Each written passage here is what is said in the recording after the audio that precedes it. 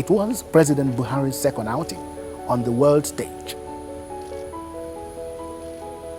representing Nigeria at the United Nations General Assembly since he became the President and Commander-in-Chief.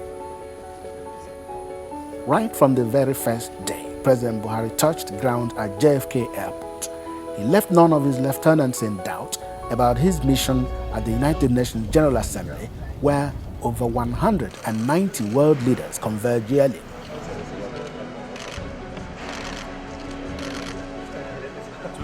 Resolution A/71. Day one of the 5-day trip was a packed schedule for the president.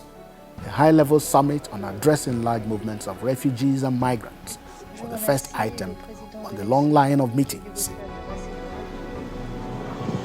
There, President Muhammadu Buhari assured the international community that his administration was already implementing several people-oriented programs to meet the humanitarian needs of the over 2 million internally displaced persons, IDPs, in Nigeria. Mr. President, discourse on refugees and migrants in the case of Nigeria will be incomplete without reference to our internally displaced persons, victims of Boko Haram's terrible atrocities. The Boko Haram insurgency has caused a huge refugee problem of an estimated 600,000 persons for Nigeria's neighboring nations. In Nigeria, over 2 million internally displaced persons from the northeast live in various camps across the country. In addressing this challenge, Nigeria, in collaboration with the United Nations High Commissioner for Refugees, recently hosted a regional dialogue on the displacement of persons within the framework of Regional Protection Dialogue and the Lake Chad Basin.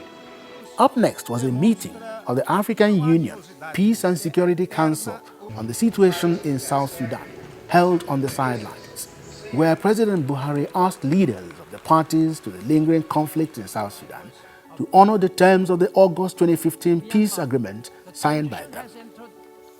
A meeting on modern slavery, hosted by the Prime Minister of the United Kingdom, Theresa May, will see the president reassuring the international community of his administration's anti-corruption campaign and economic program, which he believes will significantly address the lack of job opportunities and deprivation that make Nigerian youths vulnerable to recruitment by human traffickers. If Day 1 was a full schedule, Day 2 was a big outing, and the president would address the 71st session of the United Nations General Assembly. The theme of this year's assembly was Sustainable Development Goals, a universal push to transform the world. Here, the president restated one of the cardinal pillars of his administration, the fight against corruption. President Buhari told world leaders that corruption freezes development and undermines the attainment of the Sustainable Development Goals, SDGs, goals which Nigeria remains committed to achieving. Fighting corruption remains a cardinal pillar of our administration. Corruption freezes development, thereby undermining the achievement of the Sustainable Development Goals. I am pleased that our efforts in fighting corruption are yielding positive results, including significant stolen asset recoveries. The recovered funds are being channeled towards the development of critical infrastructure and the implementation of social inclusion programs for our people. We are also strengthening our capacity of government entities to institutionalize reforms to ensure transparency and good governance.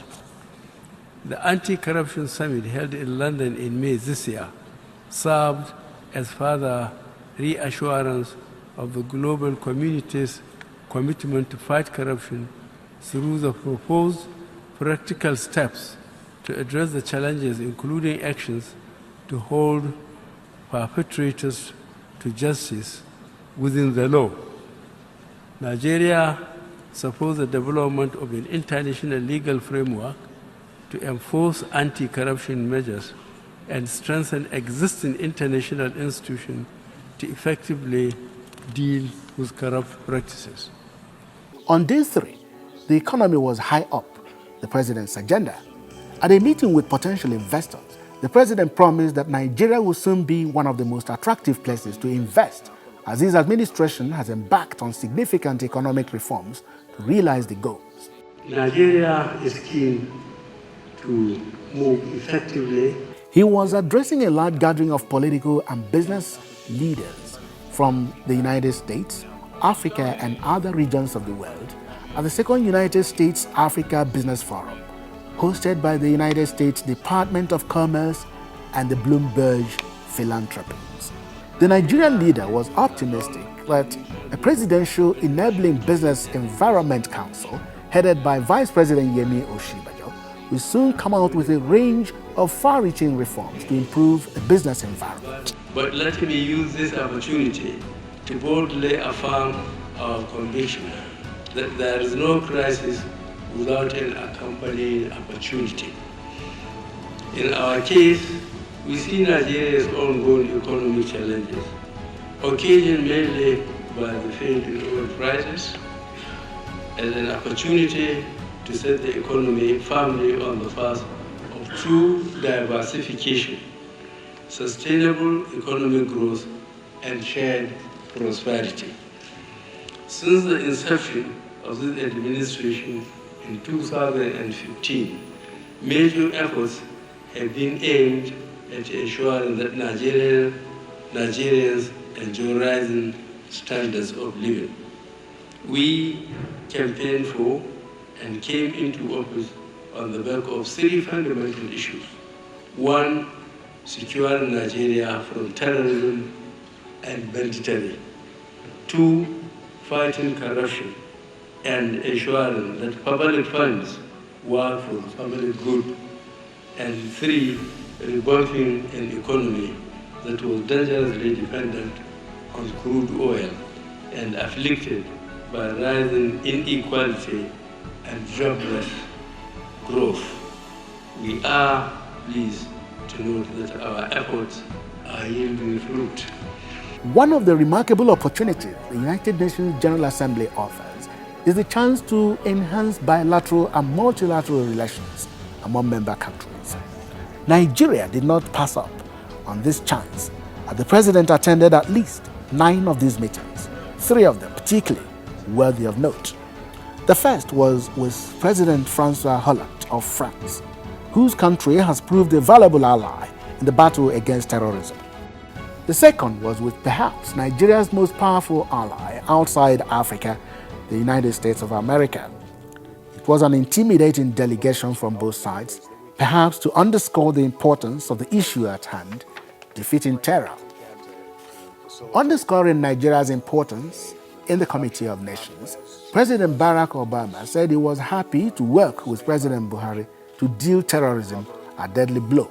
We discussed broader issues of development, and the President's taking some very bold economic reforms, including allowing for flexibility in exchange rates, refocusing on agricultural production, and we pledge to offer all the assistance that we can in those areas.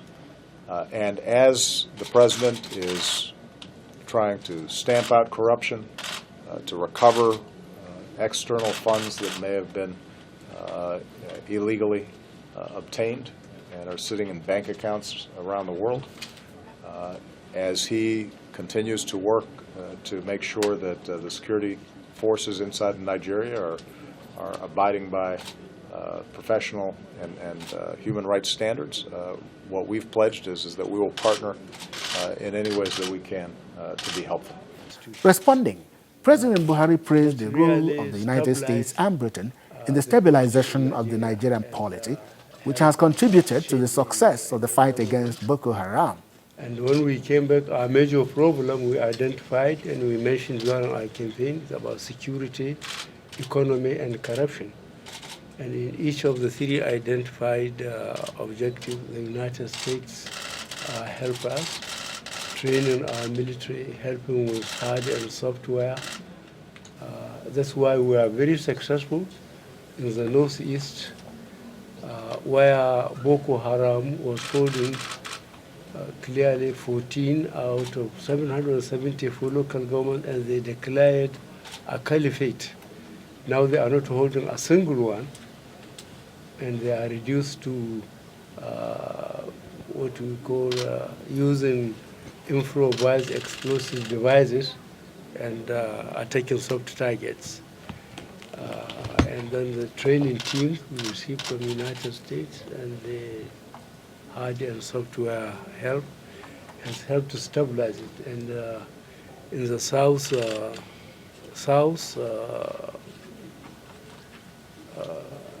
the militants there we are being helped again with intelligence and advice and training, and we believe things will be okay.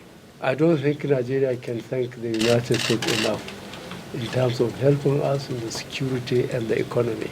So we are really very grateful, Mr. President. Other meetings of interest include one with the UN Secretary General, Ban Ki-moon, where the president laid bare Nigeria's intention to swap the abducted Chibok schoolgirls with Boko Haram fighters in custody of the federal government. President Buhari said his government welcomes intermediaries from the global body and thanked Ban Ki-moon for the moral and material support given to Nigeria, especially in the battle against Boko Haram. At the high-level meeting of the United Nations General Assembly to commemorate the 30th anniversary of the Declaration on the Right to Development, the President called on development partners to also up the fight against corruption by returning ill-gotten financial assets and halting future illicit financial flows to their countries. The environment was also not left out, as the President signed the Paris Agreement on climate change.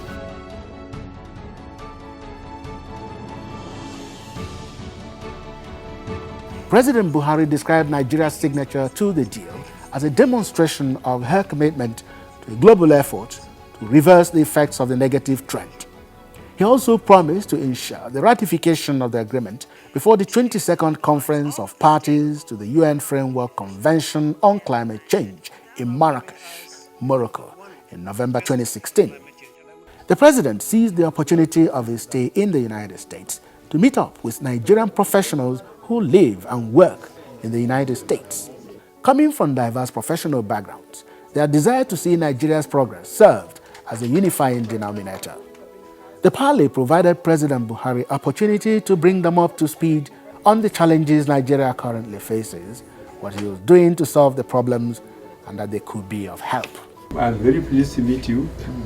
I assure you that we are trying to be systematic in the government, to organize the government properly. And when we do that, we'll get the ministries and the states to function, and we will need quality people to come along so that we can move fast.